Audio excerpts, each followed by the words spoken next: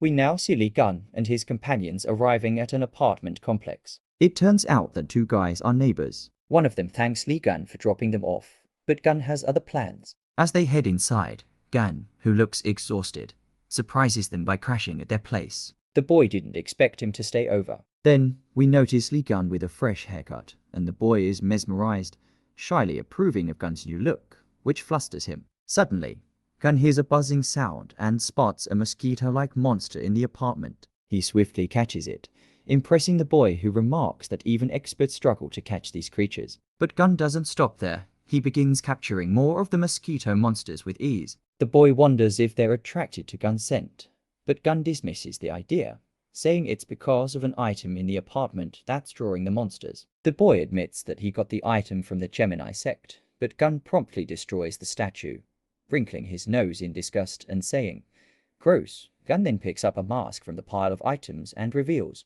this mask is designed to spy on the buyer. He points out that all these items are attracting monsters and suspects the saints are exploiting people for profit.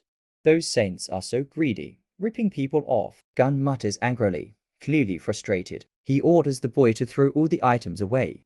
Just then, someone knocks on the door. A man storms in, visibly irritated. "Who the hell are you?" Gun demands. "I'm the owner of this house," the man replies, his face filled with annoyance. Gun just shrugs and says, "Ah."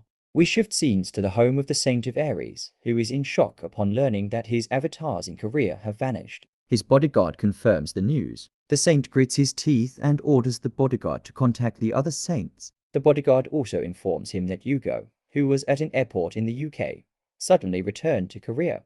This alarms the saint. He speculates that Hugo's sudden move means his old friend, Li Gun, might be alive. Furious, the saint grabs a candle holder and hurls it at the guard, demanding more details. The bodyguard explains that Gemini sect members were beaten by a handsome man. The saint clenches his fist, refusing to believe that Li Gun could still be alive, especially with the growing number of problems like their failure to defeat the Spider Queen. He orders the guard to prepare his private plane. When asked if he's going to Korea personally, the saint replies, "Yes, I need to see what's going on."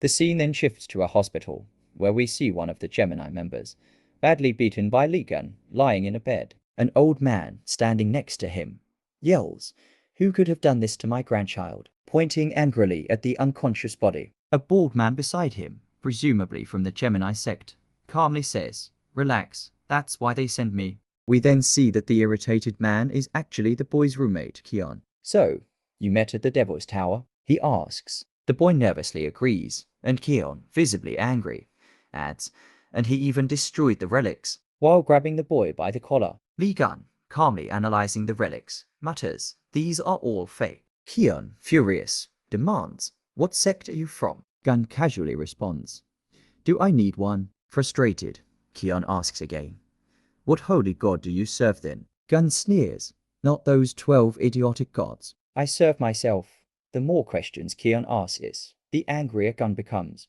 Annoyed, Keon summons a skill, enraged that Gun caused trouble in the house and even impersonated Li Gun. Meanwhile, Gun just stands there, impressed, analyzing Keon's abilities. "Get the hell out," Keon demands with a menacing glare. but in the blink of an eye, Gun appears behind him, shocking Keon, before casually flicking him on the forehead. The boy, worried, asks, "Is Keon okay?" Gun grins and replies, "He's fine," with a menacing look. The boy turns to see Keon lying on the floor, a large bump on his forehead, foaming at the mouth. Li Gun then opens a door, revealing a room filled with statues of himself. "What are these?" Gun asks. The boy nervously admits, Keon. He's a huge Li Gun fan. Keon, barely conscious, mutters, "Don't touch them carelessly." Ignoring him, Gun begins knocking the heads off the figurines, smirking as Keon starts to cry. The scene shifts to a coffee shop, where Hugo is watching the news and rubbing his forehead. "This is Li Gun's doing," he mutters. A waiter approaches and asks, "What are you going to order?" Hugo snaps, "Stop with your stupid games and get lost, young Wei." The waiter, grinning evilly, is revealed to be the Saint of Aries, possessing someone else's body. He tries to make conversation about Li Gun, but Hugo angrily pushes his hand away. "This is why I hate you," Hugo says. "You possess people's bodies like it's nothing." With a sharp gesture, Hugo breaks the possession, freeing the waiter. Furious, He warns the Aries saint to stop with the pathetic tricks. The scene transitions to a supermarket, where the boy and Keon are shopping. The boy hesitantly says, "Maybe that guy really is Lee Gun." Keon stubbornly disagrees. But the boy continues, "He came out of Devil's Tower and has incredible strength." Suddenly, an announcement is made about a thief stealing valuables throughout the market. The thief, confident in his speed, rushes through the crowd, but Lee Gun suddenly appears and punches him in the stomach, stopping him in his tracks. Gun turns to the boy and casually says, "I forgot to tell you guys to buy chicken."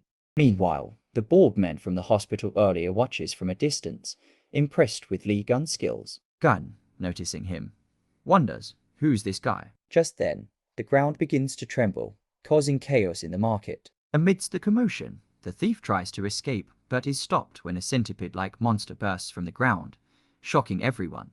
The thief, terrified, wonders, why is there a monster in the green zone? He tries to run but is devoured by the creature. The true threat is revealed as the Spider Queen emerges, commanding her army to attack, sending the people into a panic. A child is about to be eaten, but Lee Gun steps in, swiftly killing the monster. He reaches out to help the child, but the kid, terrified of him, runs away. Gun sighs. At least he's safe. He then prepares to face the Spider Queen, his aura flaring up and forming the shape of a snake.